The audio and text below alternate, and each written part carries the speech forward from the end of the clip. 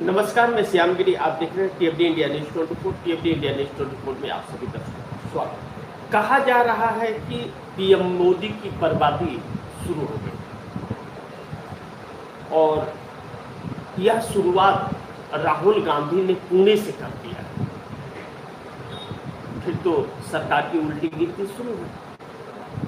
जरा इसे समझना और इस पर चर्चा करना बहुत जरूरी है कि इस वक्त जो सरकार जिन मुद्दों में फंसी हुई है वह आज का नहीं, 12 साल से यह सरकार यही कर रही है। साफ तौर पर आम जनता को गुमराह करना इसका हॉबी रहा है और रोजगार के नाम पर धोखा। बड़ी महत्वपूर्ण है कि जब जेनजी का जमाना हो और वह जेनजी सालों बाद नींद से जगा हो और अपनी मांग को लेकर मुखर हो, फिर सरकार उसके साथ साम दंड भेदभाव का इस्तेमाल करे तो वैसे सरकार का अंत और बर्बादी दोनों निश्चित है। राहुल गांधी ने पुणे में महिलाओं की गूंज पहली बार की और 30 शर्तों के साथ कार्यक्रम करने की इजाजत और उन 30 शर्तों को पालन करते हुए लाखों महिलाओं के बीच राहुल गांधी का प्रेजेंटेशन और महिलाओं की आवाज जिस तरह निकल करके उस कार्यक्रम से बाहर आए, अब इससे साफ झलकता है कि एक ऐसी राजनीति राहुल गांधी ने करनी शुरू कर दी कि भारतीय जनता पार्टी दूर दूर तक वहां टिक नहीं पाएगी। जिस पार्टी के अंदर गाली गलौज वाले चलन हो और जो पार्टी गाली गलौज और लूट खसोट के साथ चलती हो, वह एक सामान्य सी राजनीति कर ही नहीं सकती। अब राहुल गांधी के कार्यक्रम में न तो कोई जयकारा लगा, न तो किसी नेता का नाम और ना ही किसी का विरोध, सिर्फ और सिर्फ महिलाओं की आप बीती वहां से जब निकली उस स्टेज से पुणे के,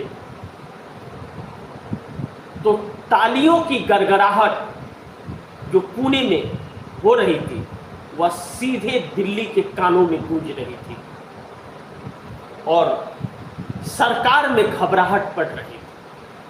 यह घबराहट सरकार के अंत का, जो द एंड कहते हैं ना, मोदी के द एंड का आहट है। छात्रों की गूंज, महिलाओं की गूंज, जो यह लगातार कार्यक्रम राहुल गांधी कर रहे हैं, अब यह साबित कर दिया राहुल गांधी ने कि तुम कितनी भी शर्तें लगा करके हमें कार्यक्रम करने का आदेश दो, हम उतनी शर्तों का पालन करके कार्यक्रम करेंगे, लेकिन हम तुम पर भारी पड़ेंगे। और महिलाओं के अंदर जो पैठ अपना अब राहुल गांधी ने बना लिया है, महिलाओं ने के अंदर यह उम्मीद जग गई कि यह शख्स है जो हमारी बात कर सकता है, पार्लियामेंट के अंदर भी और पार्लियामेंट के बाहर भी। वरना भारतीय जनता पार्टी महिला आरक्षण की तो बात करती है, महिला आरक्षण के आड़ में छिप करके डिलिमिटेशन करना चाहती है, लेकिन 2023 में पास किया हुआ महिला आरक्षण लागू नहीं करती है, बल्कि उसे फिर दूसरे तरीके से पास करने की कोशिश करती है।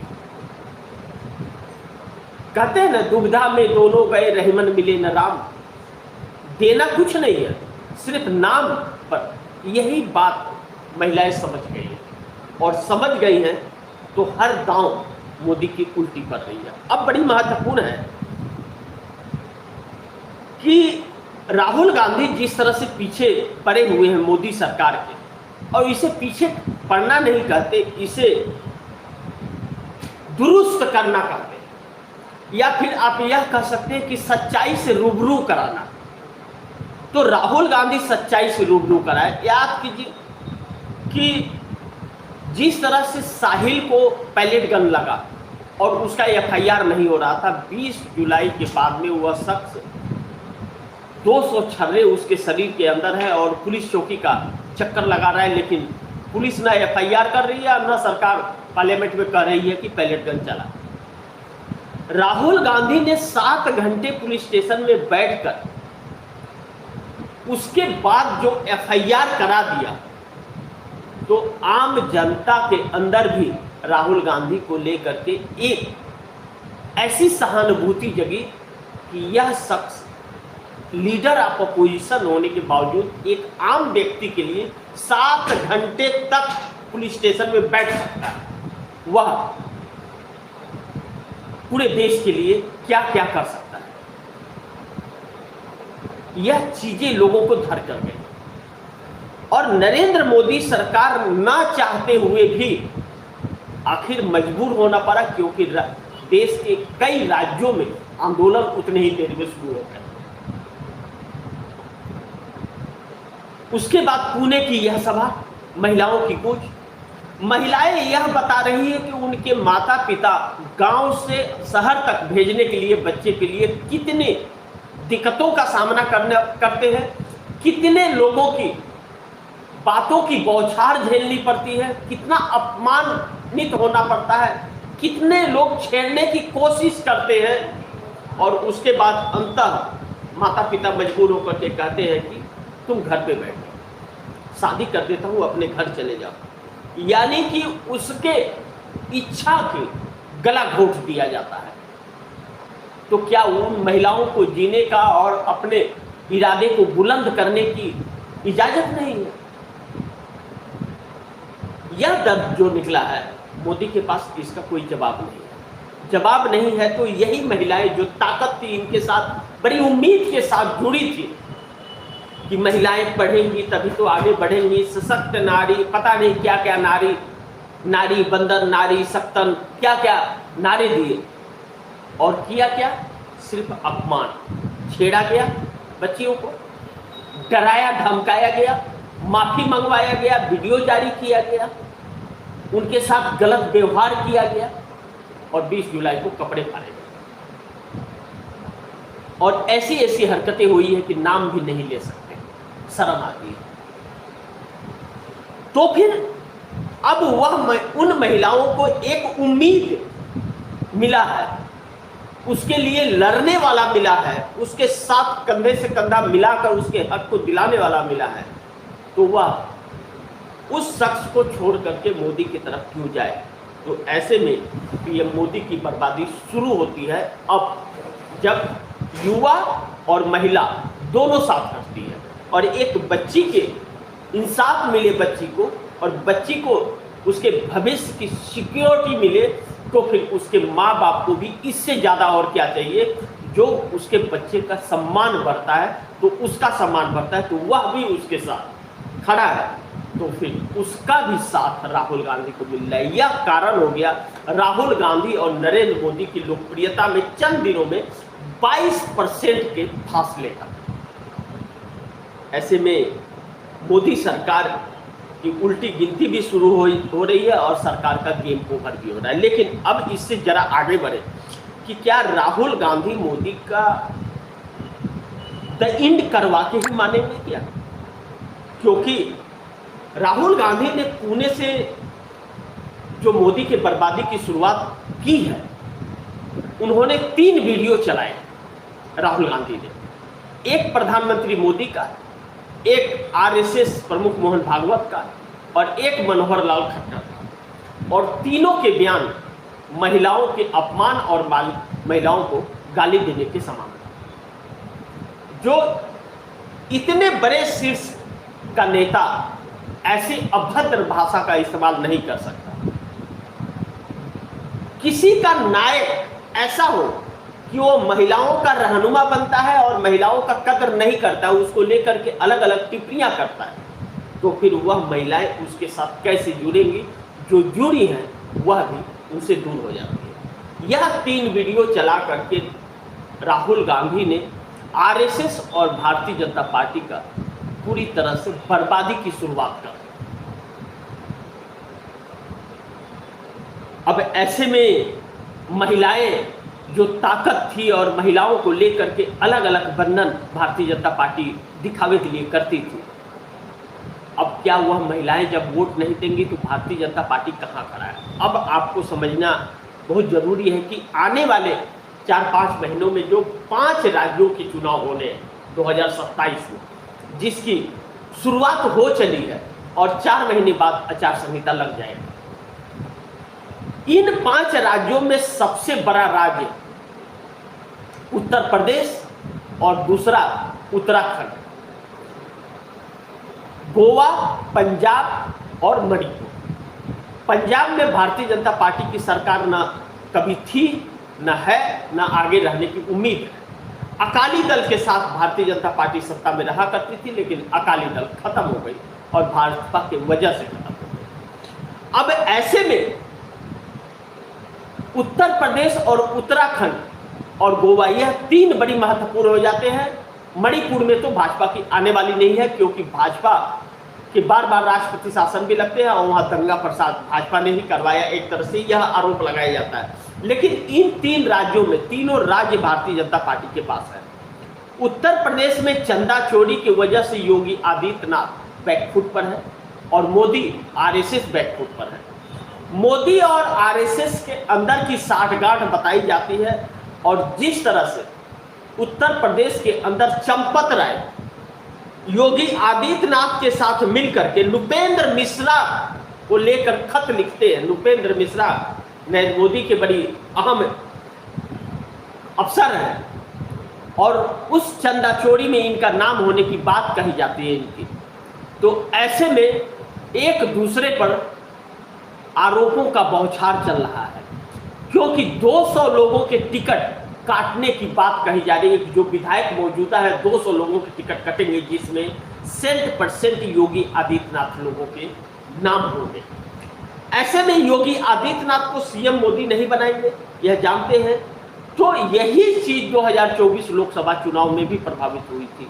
अब ऐसे में योगी आदित्यनाथ अपना गेम शुरू कर चुके हैं और जो गेम शुरू किए हैं उसमें निश्चित है कि दोनों का गेम ओवर होगा। मोदी सरकार का भी गेम ओवर होगा और योगी का भी गेम ओवर होगा। लेकिन योगी का कहना यह है, जो उनका सोचना है, जो नजर आ रही है, तस्वीरें दिख रही है कि मैं नहीं तो तुम भी नहीं। यानी कि योगी अगर सीएम नहीं तो मोदी 2029 तक कार्यकाल भी पूरा नहीं कर पाएंगे, यानी कि यूपी जीत भी नहीं पाएंगे। ऐसे में भारतीय जनता पार्टी के अंदर एक बड़ी भगदड़ की आशंकाएं बढ़ती जा रही है, यानी कि राहुल गांधी ने बेचैन कर दिया गया। अब कांग्रेस को पहली बार यह देखने को मिला है कि जो कांग्रेस आइसोलेट थी, वह कांग्रेस, उस कांग्रेस को राहुल गांधी ने दौड़ा दिया है एकदम से। और भारतीय जनता पार्टी के भाषा में ही भारतीय जनता पार्टी को जवाब देने लगी है कांग्रेस। जिस गाली गलौज तुम तराक के भाषा में भारतीय जनता पार्टी बात करती है, उसी के भाषा में उसे समझाने की जो अब शुरुआत कर दी है कांग्रेस ने, भारतीय जनता पार्टी तंग रह गई। उसके पास तोड़ ही नहीं मिल पा रहा कि उसने गाली दिया। क्यों दिया? क्योंकि इसने गाली दिया, तो इसका तोड़ ही इसके पास नहीं मिल रहा है। सारे नेगेटिव सेट कांग्रेस कर रही है और भारतीय जनता पार्टी उसमें उलझते जा रही है। यह उलझना भारतीय जनता पार्टी का सरकार के लिए घातक है कि 240 सांसदों के अंदर एक असमंजस सी परिस्थितियां बन रही है इस बात को लेकर कि उसका नायक के रूप में जो नरेंद्र मोदी का चेहरा था, वह चेहरा अब असरदार बिल्कुल नहीं रहा, बल्कि हर एक दिन वह असर कम होता जा रहा है। और एक सिंपल तरीके से राहुल गांधी युवाओं जो भविष्य है इस देश का, महिलाएं जो भविष्य है इस देश के, जेन अल्फा जो भविष्य है इस देश का, उसके बीच लोकप्रियता बढ़ रही है जो आने वाला भविष्य है। और यह अतीत हो गया मोदी। अब इस युग के जो बुजुर्ग हैं वह अतीत होते जा रहे हैं, वह भविष्य है। तो भविष्य कांग्रेस का, यानी कि आने वाला चुनाव कांग्रेस का, उसमें वह चीज दिख रही है कि जो उन लोगों की इच्छाएं पूरी हो सकती हैं, जरूरतें पूरी हो सकती हैं, वह निडर हो सकती है। तो यह चीज भारतीय जनता पार्टी के लिए बहुत चौंकाने वाली, शॉकिंग है। ऐसे में भारतीय जनता पार्टी के अंदर असहमति नरेंद्र मोदी को लेकर के बन रही है और बनना भी लाजमी है। नरेंद्र मोदी ने फंडिंग और चुनाव जिताऊ पार्टी बना दिया था। क्यों? क्योंकि चुनाव आयोग और मीडिया पर अपना पूरा शिकंजा कस लिया था। लेकिन इस देश के जेनजी ने उन्हें भी डराना शुरू कर दिया है, तो वह भी कदम पीछे खींचने लगे। गोदी मीडिया मानता है तो ठीक, नहीं मानता है तो कूटा जाता है, जगह जगह बेइज्जत होता है। और चुनाव आयोग अभी भी मोदी के साथ पूरी ईमानदारी से काम कर रहा है, वोट चोरी की पूरी प्लानिंग कर रहा है। लेकिन अब उसके अंदर जो एक कह रहा था कि नया चुनाव आयोग है, ज्ञानेश कुमार कहता था, अब वह नया चुनाव आयोग कहीं ना कहीं डरने लगा है कि यह भीड़, यह गुस्सा युवाओं का पोलिंग बूथ पर और काउंटिंग सेंटर पर खड़ा हो गया तो क्या होगा? तब सारी हेकड़ी निकल जाएगी। और कहां कहां कितने पुलिस बल लगाएंगे आप? जब उसका 10 गुना 100 गुना लोग खड़े होने शुरू होंगे और नजरें कराएंगे तो संकट बढ़ जाएगा। यह चीज होता हुआ नजर अब आ रहा है और यही तस्वीर आने वाले चुनाव में देखने को मिलेगी। 2027 में हो रहे इन 5 राज्यों के चुनाव बहुत कुछ संकेत इस देश को देने वाले हैं। लेकिन तब तक नरेंद्र मोदी की सरकार बचेगी या नहीं बचेगी, यह वक्त बताएगा। लेकिन अब दर्शकों की क्या राय है, क्या सुझाव है, कमेंट बॉक्स में जरूर दीजिएगा। इस खबर को आप ज़्यादा से ज़्यादा शेयर कीजिए, अपने दोस्तों को भी कहीं आगे शेयर करें। और आपने अगर टीएफडी डेली 24 को सब्सक्राइब नहीं किया, सब्सक्राइब कर लीजिए, अपने दोस्तों को भी कहिएगा सब्सक्राइब करें। मिलते हैं अगली खबर के साथ, तब तक के लिए नमस्कार।